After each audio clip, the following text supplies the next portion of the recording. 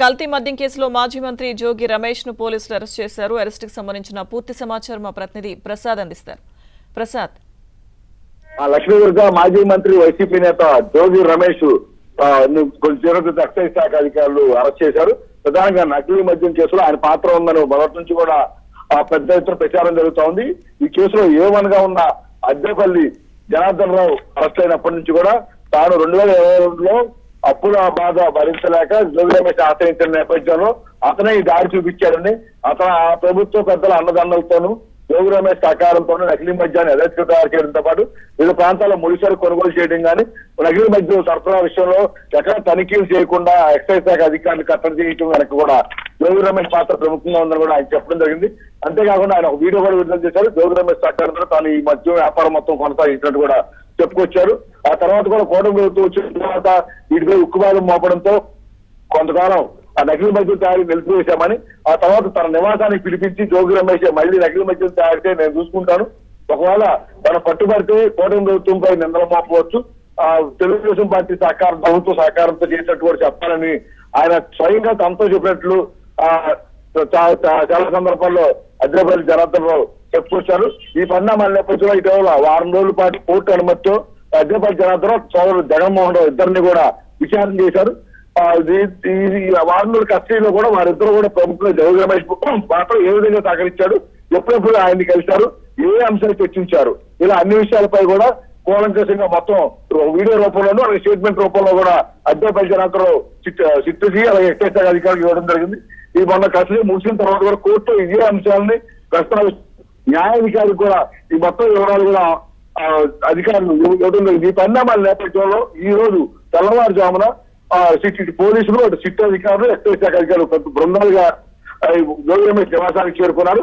ఆయన అరెస్టుకు సంబంధించిన సమాచారం ఇచ్చేందుకు ముందు ఇంట్లో తనిఖీలు చేస్తున్నట్టు కూడా సెర్చ్ నోటీసులు కూడా జారీ చేశారు. దాదాపు 6 గంటల నుంచి 8 గంటల వరకు కూడా సెర్చ్ ప్రక్రియ కొనసాగింది. అయితే ఇదే ఈ సమయంలోనే ఈ విషయం సమాచారం అందుకున్న వైసీపీ కొంతమంది స్థానికులు ఉన్న కార్యకర్తలు నాయకులు జోగి రమేష్ నివాసానికి చేరుకుని ఆయన ఇదంతా అక్రమ అరెస్టు అడ్డు గేటు బైఠాయించి చంద్రబాబుకు అదేవిధంగా స్థానిక ఎమ్మెల్యే కృష్ణప్రసాద్ వ్యతిరేకంగా పెద్ద ఎత్తున నినాదాలు చేశారు.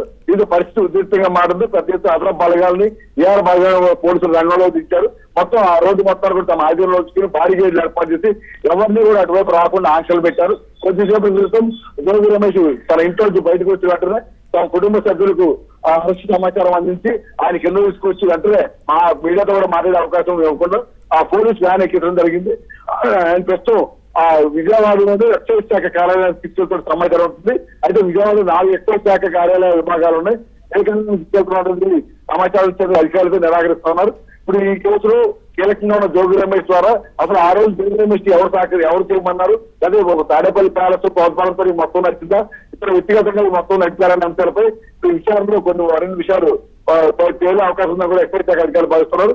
మొత్తం విచారణ పూర్తయిన తర్వాత ఆయన్ని కోర్టులో హాజరుపరిచి విమానం ద్వారా జైలుకి పంపించే అవకాశం ఉందని కూడా చెప్తున్నారు లక్ష్మీదుర్గ. సో ప్రసాద్, అయితే అంటే పోలీసులు తెల్లవారుజామున అక్కడికి వెళ్ళిన దగ్గర నుంచి అరెస్ట్ వరకు కూడా కొంత హైడ్రామా నడిచినట్టుగా తెలుస్తుంది కదా. సో జోగి రమేష్ బయటకు వస్తున్న సందర్భంలో కూడా కూటమి ప్రభుత్వానికి వ్యతిరేకంగా పోలీసులకు వ్యతిరేకంగా నినాదాలు కూడా మనం చూసాం. సో ఇప్పుడు ఏంటి అక్కడ సిచ్యువేషన్?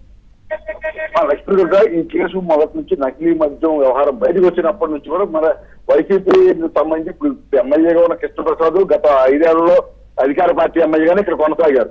అదే విధంగా పక్కన నందిగామ మొత్తం అందరూ వైసీపీ ఎమ్మెల్యేలే ఉన్నారు. కానీ 2022 నుంచి జరిగిన ఈ వ్యవహారం ఒక్క జోగి రమేష్, అప్పుడు జోగి రమేష్ ఇక్కడ లేడు. ఆయన గతంలో పెద్ద ఎమ్మెల్యే పనిచేశాడు. ఆ తర్వాత మన ఎన్నికల్లో తలలూరు ఎమ్మెల్యే కూడా ఆయన పోటీ చేసి ఓటమి చెందారు. అయినప్పటికీ కూడా ఇతర పేరు ప్రముఖంగా ఉందంటే ఉప్పు లేదే పొగలేదు అంటారు. అదేవిధంగా జనార్దన్ అన్ని విధాలు సహకరిస్తున్న నేపథ్యంలో చిన్నప్పటి నుంచి కూడా తనకు జనార్దన్లో బాగా తెలుసు. తన తాతల దగ్గర నుంచి కూడా అతను వ్యాపారం చేసుకునేవాడు. తన చిన్నప్పటి నుంచి తన రోడ్లో చూశాను జోగి రమేష్ స్వయంగా ఒప్పుకున్నాడు. ఈ పరిణామాల నేపథ్యంలో స్టేట్మెంట్ ఆధారంగా అన్ని ఆధారాలు సేకరించిన తర్వాతే ఈ రోజు ఉదయం జోగి రమేష్ అరెస్ట్ చేసేందుకు ఆయన చేస్తున్నారు. అదే ఈ మొదటి రాజకీయ కోణంలో చూసేందుకు రాజకీయంగా ఆ పెద్ద ఎత్తున ప్రచారం చేసుకునేందుకు జోగి రమేష్ పదే ప్రయత్నించారు. ప్రతి సందర్భంలోనూ అతను చంద్రబాబు పైన లోకేష్ ను టార్గెట్ చేసుకుని ఎంతసేపు ఈ కేసుకి వాళ్ళకి సంబంధం లేదు, ఎక్కడ 2022లో వాళ్ళ అధికారంలో కూడా లేదు. అయినప్పటికీ కూడా వీరిద్దరు కొత్తగా అభివర్తిస్తూ పదే తను వైసీపీ నాయకుడిగా మాజీ మంత్రి హోదాలో కూటమి టార్గెట్ చేసిందని తను పెద్దగా చూపించేందుకు అనేసారి ప్రెస్ మీట్లు పెట్టి మరి పెద్ద ఎత్తున నోరు మారేసుకున్న వైన కూడా చూసాం. ఈ పరిణామాల నేపథ్యంలో ఈ రోజు ఉదయం అధికారులు వచ్చిన సహకరించకుండా తలుపులు వేసుకుని లోపలే ఉంటూ ఆ బయటకు కూడా క్యాష్ రాలేదు. చివరికి వారి బంధువులు ఆ తోడలు అందరూ వచ్చిన తర్వాత వారితో కూడా మంత్రాలు పరిస్థితి ఆ బయట దాదాపు 2 గంటల పాటు పోలీసులు లోపల కూడా వరండాలను నిలబెట్టిన జోగి రమేష్ చివరికి చర్చ నోటీసు అన్ని అందుకుని కూడా తలుపులు వేసుకోవడం జరిగింది. ఈ 2 గంటల హైడ్రామాకు సంబంధించి ఎందుకంటే లోపలే ఉండి మొత్తం క్యాడర్ ను మొత్తం ఇక్కడ తీసుకొచ్చి ఆందోళన చేసేందుకు అడావుడి చేసేందుకు జోగి రమేష్ ప్రయత్నించాడు అర్థమవుతుంది. ఎందుకంటే 6 గంటల నుంచి దాదాపు 7 గంటల వరకు అక్కడ మొత్తం ఆ రోడ్లో ఎవరూ లేరు, ఓన్లీ జోగి రమేష్ పోలీసులు. 7 తర్వాత మీడియా అటెన్షన్ ఎదురైంది. తన కార్యకర్తలు వచ్చి రోడ్డు మీద బైఠాయించారు. ఎట్టకాలకి పోలీసులు అరెస్ట్ చేయడంతో విచారణ మొదలైంది. ఈ విచారణ అతను ఏ అంశాలు చెప్తారనేది చర్చనీయాంశంగా మారింది. Lakshmi Durga. Right, thank you Prasad.